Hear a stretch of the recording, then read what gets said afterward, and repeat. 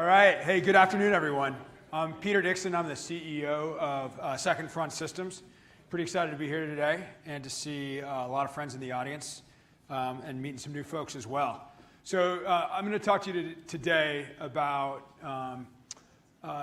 how we are perhaps fighting the last war, not from just a military perspective, but we in this room and as part of the acquisition and innovation community, and how we can do better, and how we can have some more intellectual rigor in terms of what we are doing, both from a perspective of understanding the historical roots of the innovation and acquisition community, understanding some of the key concepts, and then how to meld that in with the venture capital and business incentives so that all of this will work together and that we can be successful.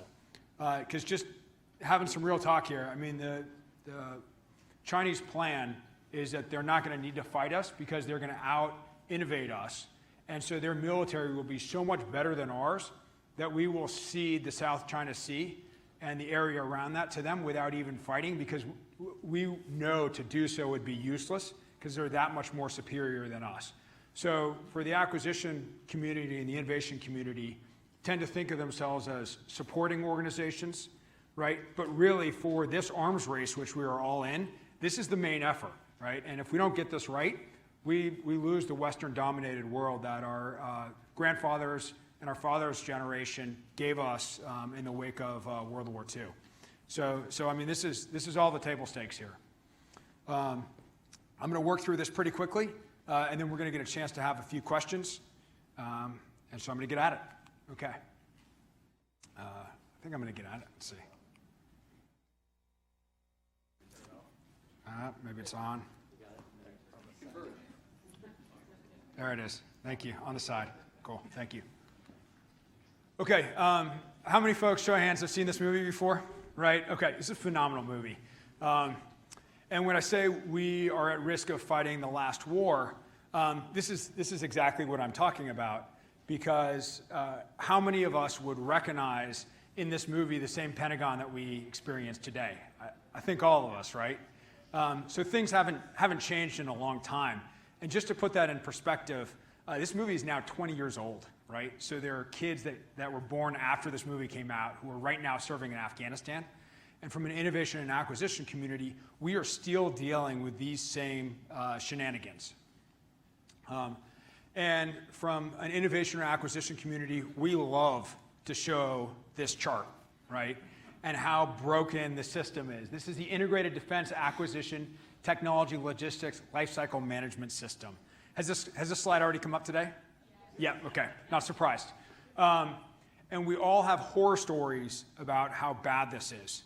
But what I want to propose to everybody is that it is not intellectually honest for us just to point at this and say this is awful and Byzantine, all right? And just say, and by doing innovation, we're better than this, right? This should be a given that this is horrible and that this is broken, and we all have examples. And I'll categorize just how bad this is in a second, right? We should all understand it, and then we should move on and have the intellectual and the business underpinnings of what we are doing that is separate from this. And so we all have stories. My favorite story here is how my boss at the Pentagon, General Stewart, canceled his own project because he had put in for it as a captain at Radio Battalion, and by the time it came across his desk for fielding, he was a one-star general, right? So he canceled his own request. And so we know it's bad, but just to put that in a number, it's 105 months from RFI to initial fielding for IT programs in the Pentagon. So that is almost 9 years.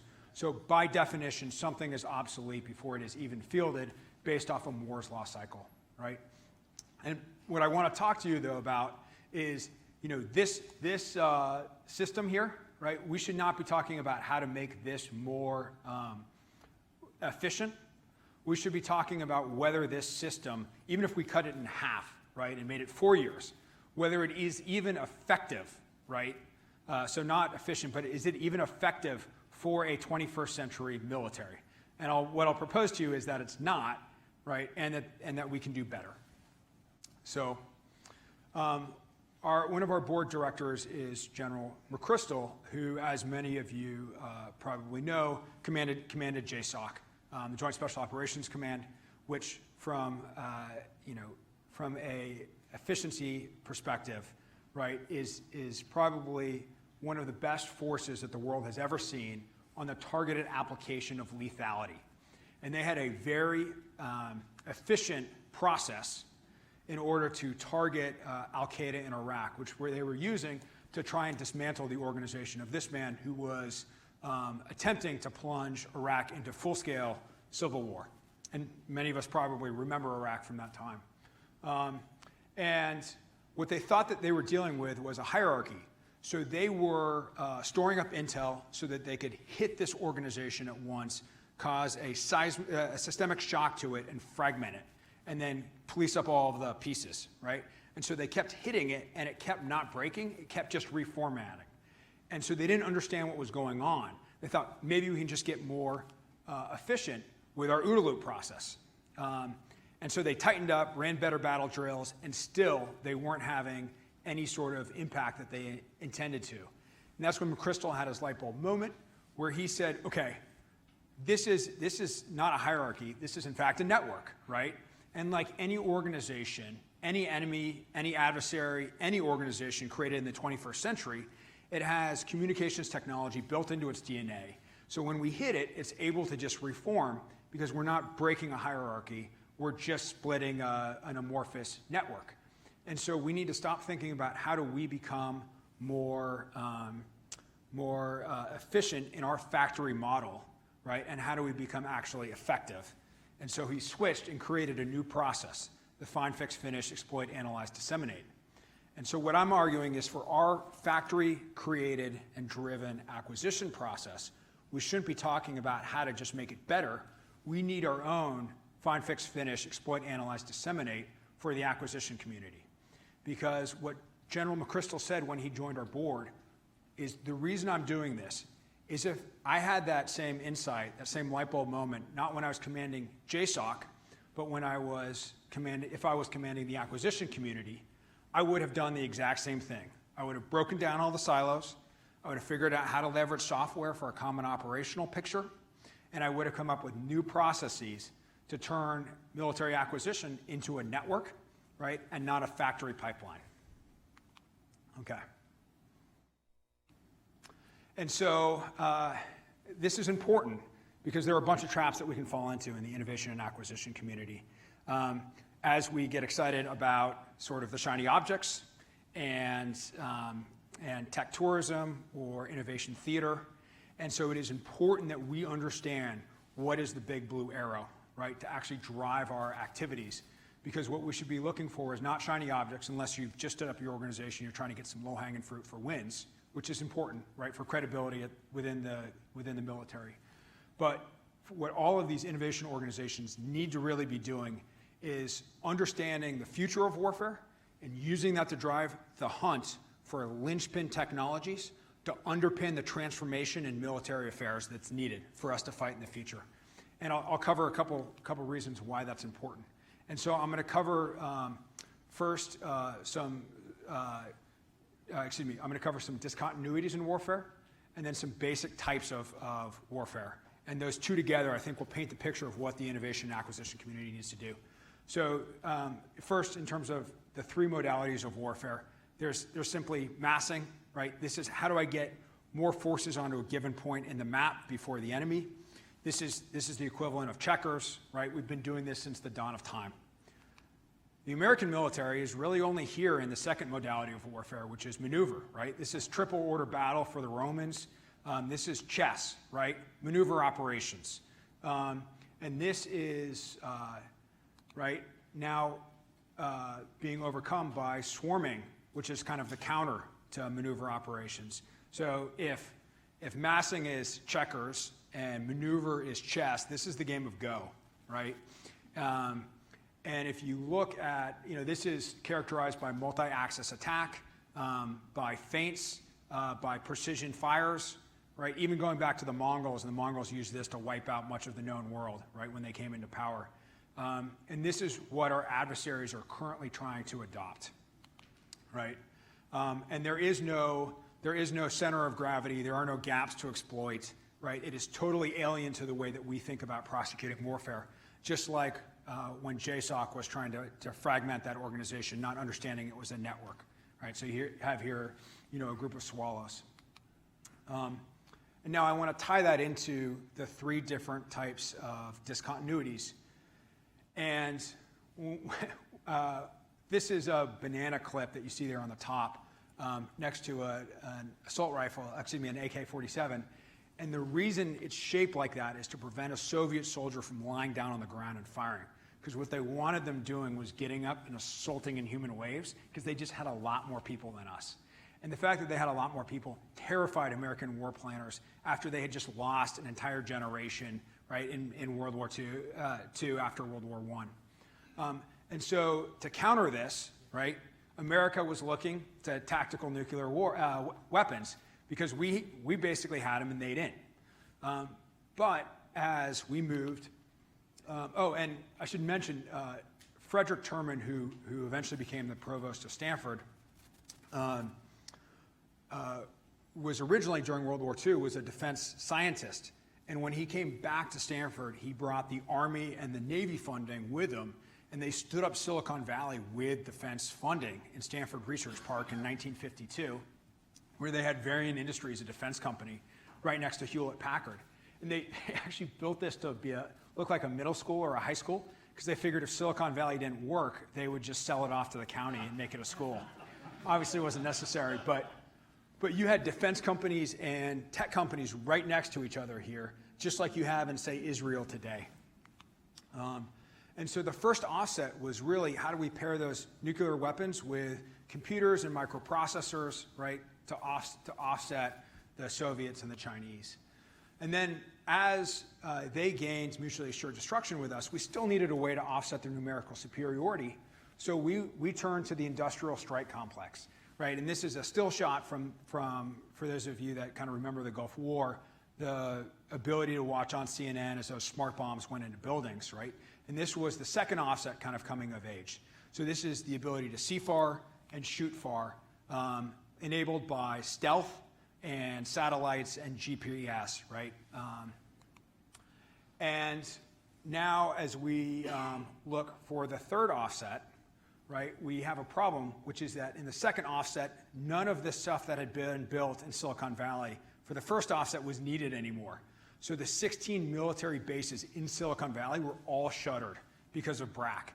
And the connective tissue that connected the Pentagon and the military community to the high-tech center totally disappeared, and the two went off in different directions.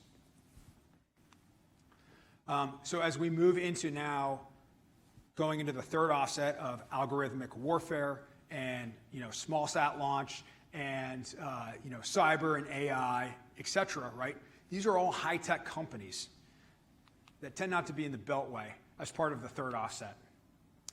And so what we need to remember, though, is we're not going to the third offset because we're that smart. We're going to the third offset because we lost the second offset, right? Because our adversaries gained guided rockets, artillery, mortars, missiles, and drones to be able to target us. And so we can no longer walk down the middle of the square like the British soldiers, thinking that we're going to be safe when we can be targeted on the battlefield by precision munitions, right? You can't have a forward operating base if Hezbollah can put a GPS-guided round into the mouth of the Chow Hall, right, targeted by small drones, or have a miles-long logistics convoy invading a country with our enemy's missile nets, or for the Marines having a Iron Mountain on the shore as part of a lodgment. So set-piece battle is sunsetting, right? And we need to understand that and embrace that and support that as an acquisition and innovation community.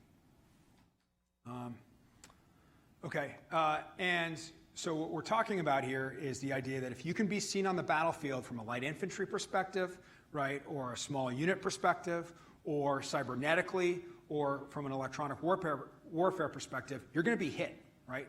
So it means we have to stop maneuvering in large units and move into smaller ones that can do swarming, man-machine swarming, to do multi-axis attack and assemble on the objective. All of that means highly technologically enabled forces.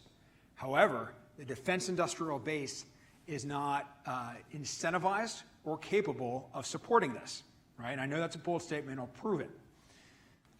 The defense industrial base spends 2 to 3% on user interface. It's just a fact, right? And the reason they do that is their entire downside risk is borne by the Pentagon on a cost-plus basis. So their profit is then capped because the Pentagon says, look, we paid for you to build this thing. We're not going to now allow you to profiteer against us. So the only way that these defense companies can make additional money, their only upside, is to give their engineers, which tend not to be very good, free rein so that they can create hard-to-use products with this 2 to 3% spend, and now they can sell you train-the-trainers and forward-deployed engineers, right? And you take programs like DCGA, well, I won't name names. You take programs where there are more industry engineers in the program consuming the entire budget than there are service analysts actually using the product. And you take that versus, and so the tooth to tail ratio on this is crazy, right?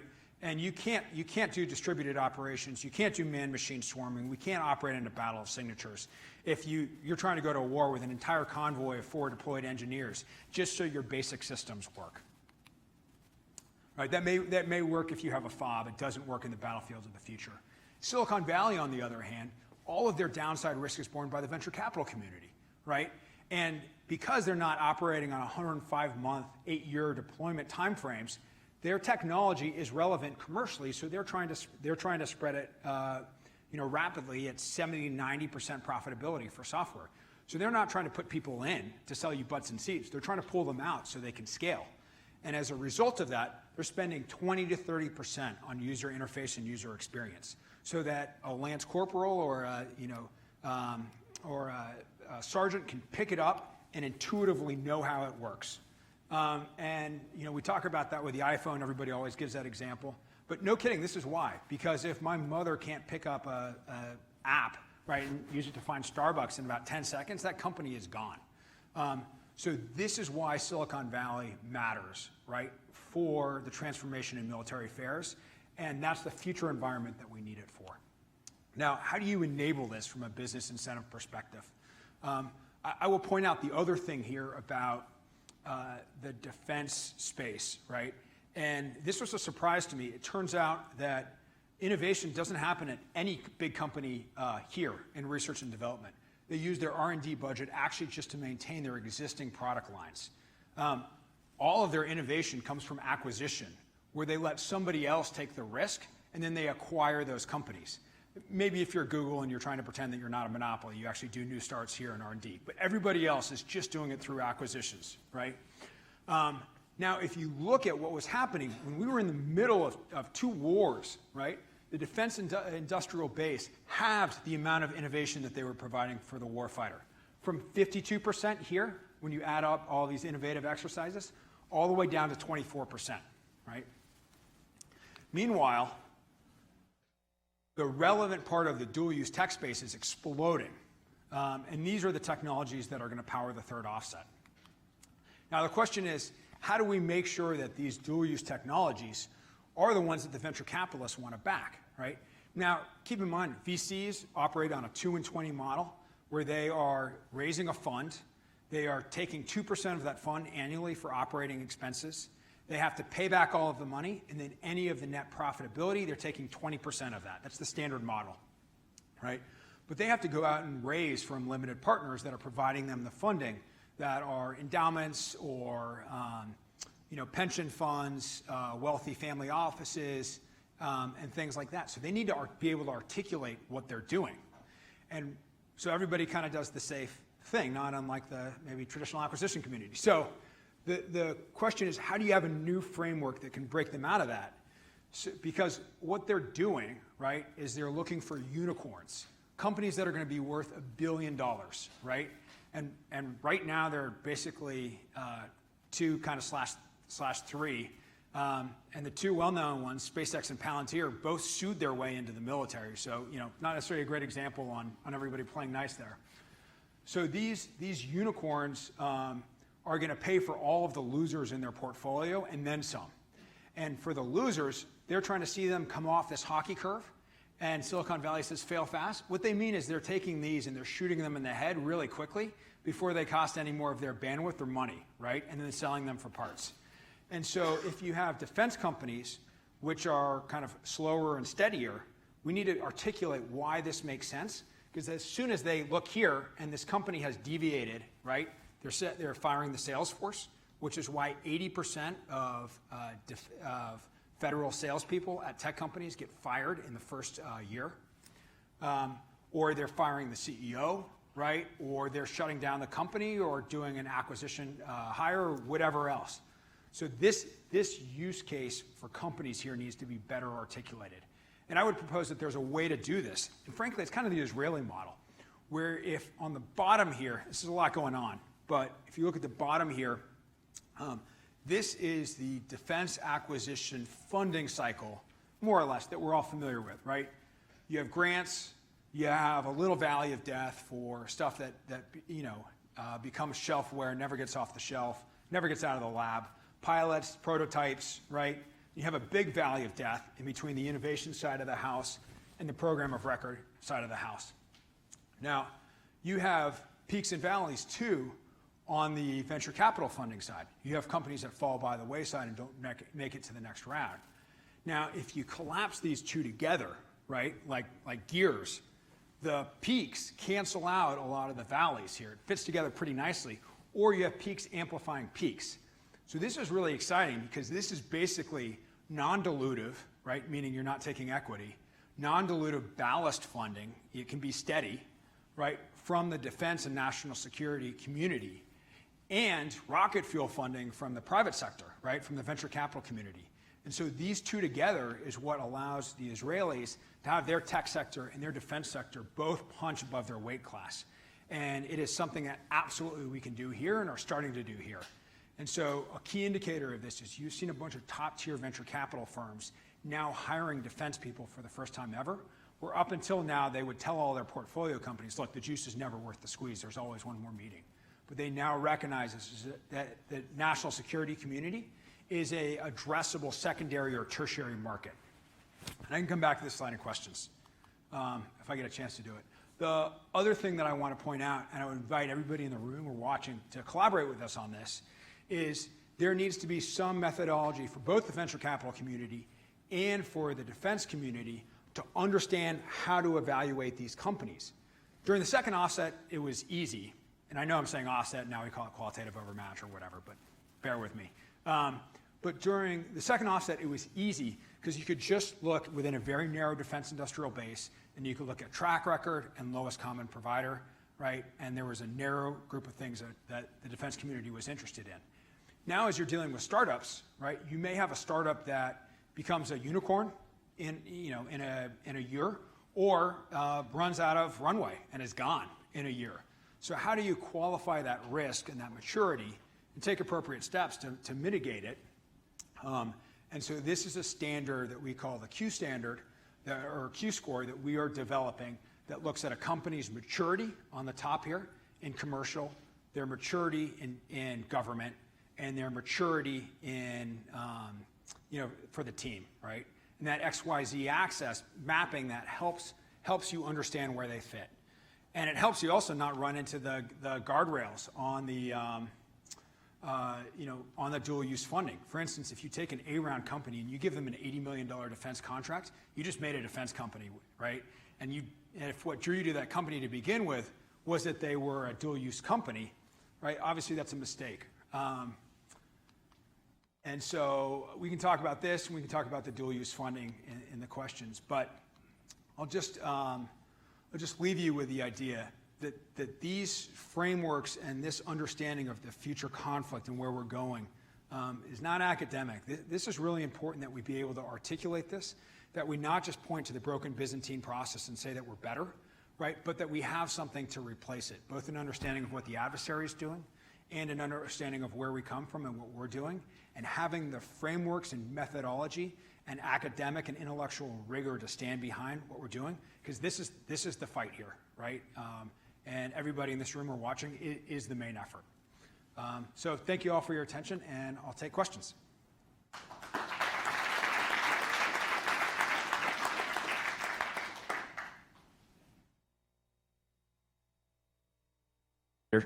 Hello. My name is Dan Downs. I do strategy for early stage dual use technology startup. Awesome. So your thoughts are very resonant, cool. Support you at a high level. Hope it works out. But I'd love to push back on your thesis. Please. I think you touch on a lot of really important megatrends, but with regards specifically to fundraising and the fundraising landscape, as you know, VC does play a very large role in the fundraising landscape nationally, but historically angel investment and other forms of fundraising that were not explicitly VC, not predicated on venture scalability of 1 million revenue and then 10x, 10x, 10x. I definitely see that there's probably like something that can be tapped in with more of a defense angel network or approaching those who aren't necessarily seeking venture scalability. From like a megatrend level, I'd also consider looking at the fact that pre-World War I, like 1905, 1906, America as a country, 90% of employed persons were small business owners. Today, that's sub 5%. Yeah. From an innovation perspective, I think that our descendants, like 60 years from now, are going to look at the problems we had, and we're not really seeing the forest through the trees here of the fact that there's less of an innovation base, generally speaking. Love to hear thoughts. Sure. So hold on to the mic, right? When was the last time you ran into a STTR, right, program that could tell you how many of their companies had successfully transitioned to the warfighter, right? Or how many had gotten even funding at this level, okay? Or you even look at more sort of well-known defense innovation or national security or government efforts, right? How many understand what their transition rates are? When was the last time you went to a program manager and asked, out of the companies that you funded, right, how many are they getting an A round in venture capital above the market norms or below? No idea. They wouldn't even understand the question half the time, right? So if you look at the death of the small business community, it's because we have, cyber farms and other things that are happening over here, these mom and pop things, some of which never even make it to the warfighter, right? And all the way over here, we have struggling startups. And up until 2 years ago, right, the two were never meeting. And so now we're making huge strides, this community, in fixing this. I'm just saying, let's have some frameworks on what we're doing. And I take your point that some companies don't need to go all the way down these paths, for sure. But I do like the pushback on the model, because what I'm trying to do is throw this out here for discussion and steal what you like, borrow what you like, and push back on what you don't, for sure. Yeah, thank you. Just to walk you through our recent path, we did a phase 1 SIBR and leveraged that for a retail market round. So we can chat over drinks moving forward. That's awesome.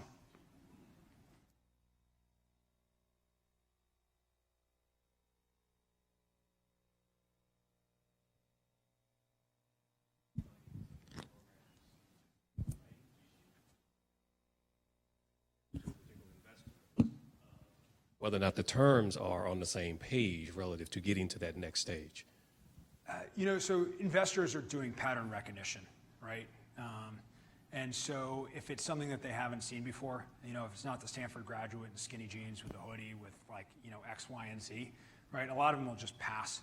And so what I'm offering is, the folks that are thinking about this, if we put our efforts into creating, maybe this is just a starting point and it ends up somewhere very else, but if we spend some iterations on this and we're willing to collaborate and then push it out to the venture capital community, this then gives them a framework that they go, oh, I know what this is, right? This is in this framework. I now feel comfortable at pulling the trigger on this company. But, they talk, we went and interviewed a lot of venture capitalists to ask how they were making decisions. And there is a fair amount of diligence and other things that go down into it. But the biggest thing that I would argue is it's just pattern recognition. And so if we can make the companies that are dual use more visible to them, and they recognize what they are, and they're not trying to mistake them from unicorns, right? They're recognizing them as maybe it's going to be a 3x, right? But its chances of failure are much lower because of the dual use funding. And I know what that is, and I'm going to put a couple of these in my portfolio for balance, right? That is a argument that will resonate with them. If they don't have that context, they go, oh, not a unicorn, not addressing a multi-billion-dollar market. I'm not interested. Yeah. Hey, Peter. Eric Wilbiter, NSTXL. One of the things that we often hear as you try to get through the valley of death is that someone will go through, do a server 2, it'll be great. They have one customer, and then you, in order to make the pitch to venture capitalists, and they ask you, well, what's the addressable market? The answer is, well, I don't know. There's hundreds of buyers, right? How do we do it? So as you go back to that other chart, which I think is really interesting and clearly sort of identifies the problem, how do you convince the venture capitalist, okay, that given that we don't know the full market, the customers make decisions on a slow time frame, and they're sort of dispersed throughout sort of, again, hundreds of different silos in the military, that they should actually, fill the valley of death? So this is what I was getting into is if you look at when JSOC realized, and McChrystal realized that they were facing a network, what they did with JSOC, where they broke down all the silos and created a common operational picture. I would argue that the innovation commands need a common operational picture. Because the other thing is the VC tolerance for having yet another Navy admiral come out and meet with their company without coordinating with the Navy admiral that was there 1 week before is just low, right? And the message that they've given us is we're patriots, but like you're breaking our patience here.